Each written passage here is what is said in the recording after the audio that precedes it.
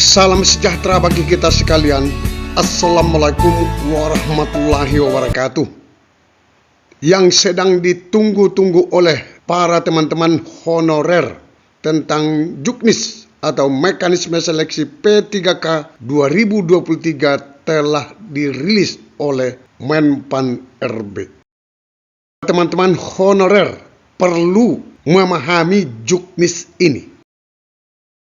Inilah keputusan Menpan RB nomor 649 tahun 2023 tentang mekanisme seleksi P3K untuk jabatan fungsional guru pada instansi daerah tahun anggaran 2023. Di keputusan ini ada 34 keputusan. Ini ditetapkan oleh Menpan RB pada tanggal 13 September 2023. Masih baru. Kita akan membahas keputusan tersebut. Memutuskan, menetapkan keputusan Menpan RB tentang mekanisme seleksi P3K untuk guru pada instansi daerah. Ke-1, jenis penetapan kebutuhan P3K untuk jabatan fungsional guru tahun 2023 meliputi A. Kebutuhan khusus. B. Kebutuhan umum. Apa itu kebutuhan khusus? Kita lihat di keputusan kedua. Kriteria pelamar pada kebutuhan khusus meliputi A. Pelamar prioritas. B. Ex-THK 2. C. Guru non-ASN di sekolah negeri. Apa itu pelamar prioritas? Kita lihat di keputusan ketiga. Pelamar prioritas sebagaimana dimaksud pada diktum huruf A adalah peserta yang memenuhi nilai ambang batas pada seleksi P3K jabatan fungsional guru tahun 2021 dan belum pernah dinyatakan lulus seleksi jabatan fungsional guru periode sebelumnya. Jadi pelamar prioritas ini adalah honorer guru yang sudah lulus passing grade tahun 2021 yang belum mendapatkan penempatan. Saya tidak tahu berapa banyak lagi itu, tetapi masih banyak yang belum mendapat penempatan. Itu yang alot dibahas oleh Komisi 10, Komisi 2 DPR RI dengan pihak Kemenpan RB. Keempat, ex-THK 2 sebagaimana pada diktum kedua huruf B. Yang ini ya, yang ini adalah ex-THK 2 yang terdaftar di pangkalan data ex-THK 2 pada database BKN. Diktum kelima, guru non-ASN di sekolah negeri sebagaimana dimaksud diktum kedua huruf C adalah guru non-ASN di sekolah negeri dan terdaftar di Dapodik Kemendikbudristek dan memiliki masa kerja paling rendah 3 tahun. Jadi minimal pengalaman pekerjaannya 3 tahun. Hal itu bisa dilihat nanti di Dapodik. Keenam, kriteria pelamar pada penetapan kebutuhan umum meliputi A. Lulusan pendidikan profesi guru yang terdaftar di pangkalan data kelulusan pendidikan profesi guru di Kemendikbudristek. Jadi harus terdaftar. B. Guru yang terdaftar di Dapodik Kemendikbudristek.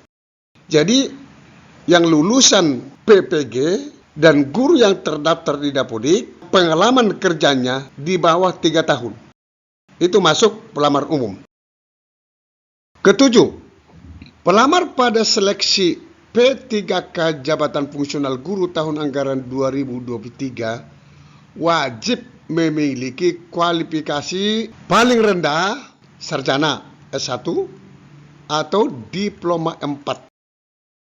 Kedelapan, kualifikasi pendidikan dan atau kompetensi pendidik bagi pelamar seleksi P3K Jabatan Fungsional Guru tahun anggaran 2023 sebagaimana dimaksud pada diktum ke-7 dikecualikan bagi pelamar yang melamar pada kebutuhan wilayah otonomi khusus Provinsi Papua.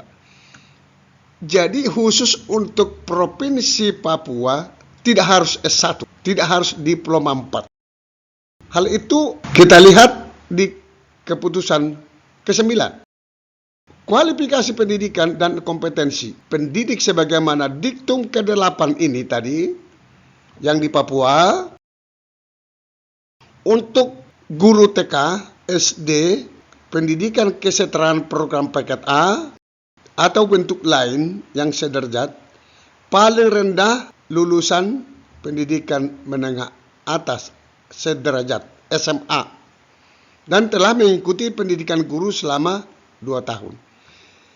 Khusus di Provinsi Papua, tamatan SMA pun bisa melamar menjadi guru, tetapi harus sudah pernah mengikuti pendidikan guru selama minimal 2 tahun. Ke-10, dalam hal terdapat pelamar dengan kualifikasi pendidikan dan kompetensi pendidik sebagaimana diktum ke-9 yang tamat SMA tadi ya, yang dinyatakan lulus seleksi jabatan fungsional guru tahun 2023, instansi wajib meningkatkan kualifikasi guru ke jenjang sarjana ataupun diploma 4. Maksudnya di sini begini, kalau tamatan SMA tadi, ini di Papua ya, kalau tamatan SMA tadi lulus, maka pemerintah setempat itu harus meningkatkan kualifikasinya menjadi S1 atau diploma 4 sesudah lulus. Keputusan ke-11. Ini kita lewatkan dulu, ini free memory. Keputusan ke-12. Ini perlu kita pahami. Pelamaran lowongan kebutuhan P3K JF Guru tahun anggaran 2023 didahulukan secara berurutan. A.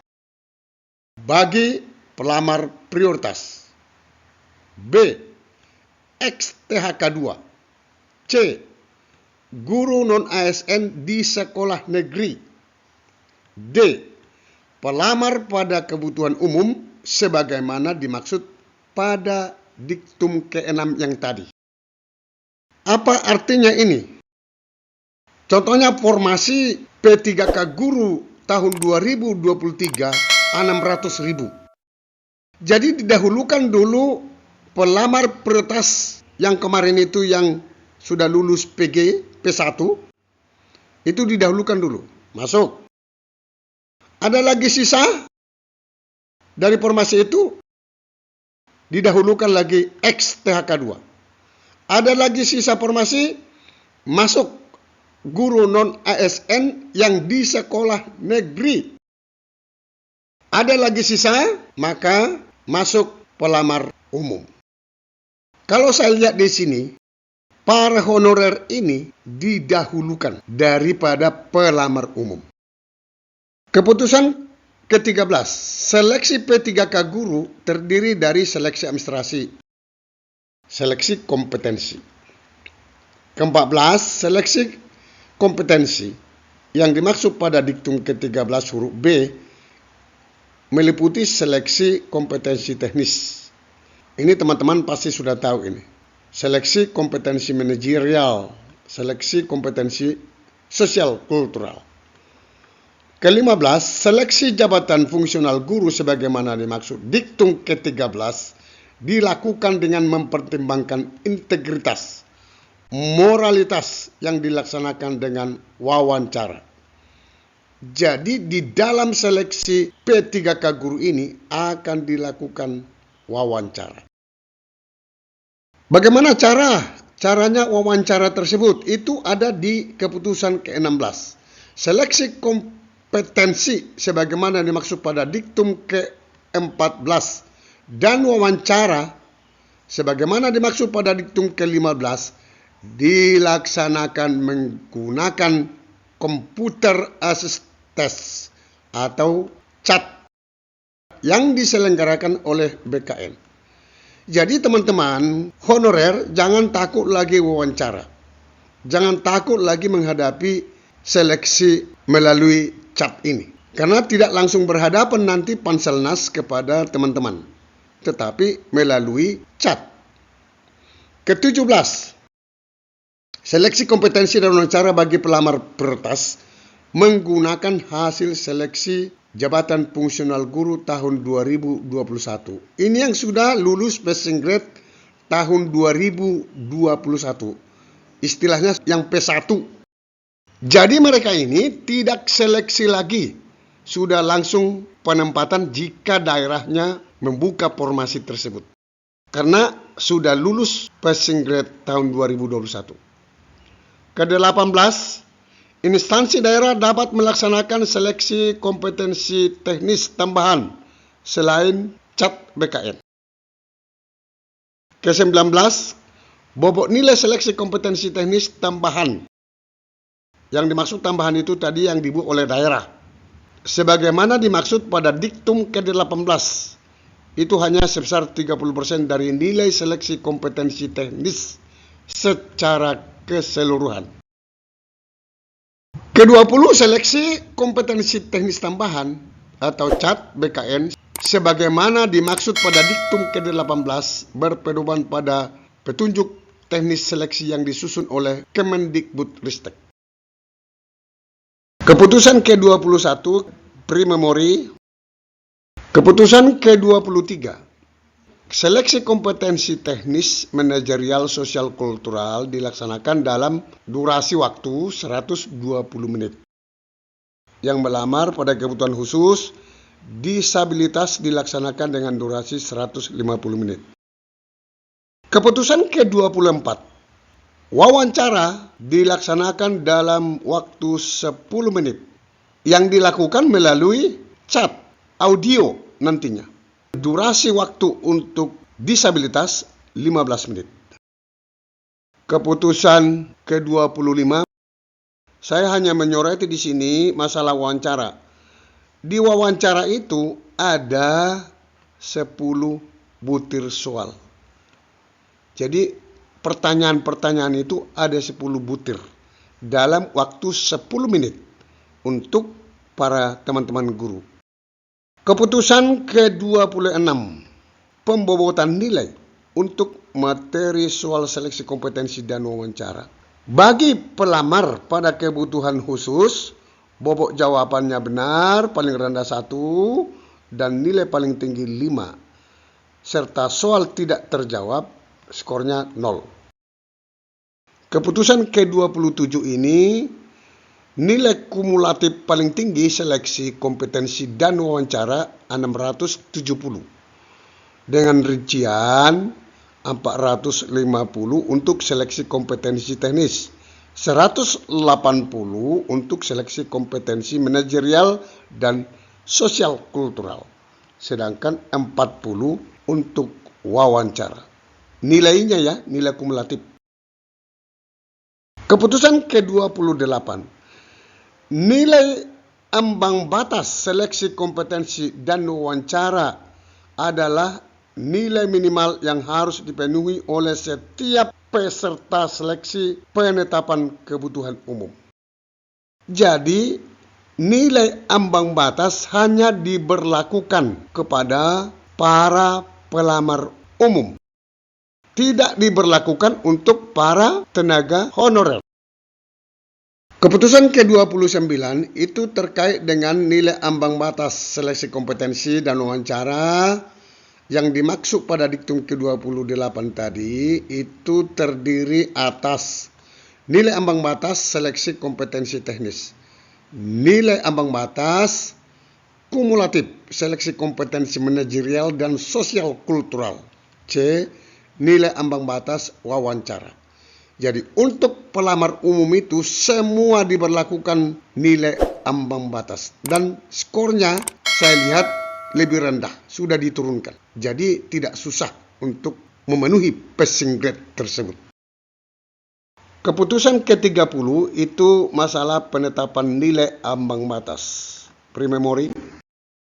Keputusan ke-31, ini penting sekali teman-teman. Pelamar pada kebutuhan khusus dinyatakan lulus seleksi jika peringkat terbaik pada lowongan kebutuhan jabatan yang dilamar. Pelamar pada kebutuhan khusus itu adalah para honorer. THK2 non-ASN berdasarkan peringkat, bukan passing grade. Jadi sangat memungkinkan seluruhnya masuk menjadi P3K. Putusan ke-32, pelamar pada kebutuhan umum dinyatakan lulus seleksi jika memenuhi nilai ambang batas, passing grade. Jadi pelamar kebutuhan umum tadi yaitu yang sudah memiliki sertifikat PPG dan guru yang terdata di Dapodik masa kerjanya di bawah 3 tahun. Itu pelamar umum. Jadi harus memenuhi passing grade baru dinyatakan lulus. Beda dengan honor yang tadi ya, yang di keputusan ke-31 berdasarkan peringkat, bukan passing grade. Ke-33, pelamar yang memiliki sertifikat pendidik linear dengan jabatan yang dilamar dan terdaftar dalam pangkalan data Kemendikbudristek mendapat nilai paling tinggi sebesar 100% dari nilai yang paling tinggi kompetensi teknis. Jadi seorang guru yang memiliki sertifikat PPG, maka nilai kompetensinya itu mendapatkan nilai paling tinggi 100% atau nilai 100. Tidak perlu diuji lagi. Keputusan ke-34 berlaku pada saat tanggal ditetapkan. Menpan RB Abdullah Azwar Anas. Sampai ketemu pada video berikutnya di channel ini. Jangan lupa dukung terus channel ini dengan cara klik subscribe, like, dan loncengnya. Semoga bermanfaat. Wassalamualaikum warahmatullahi wabarakatuh. Shalom.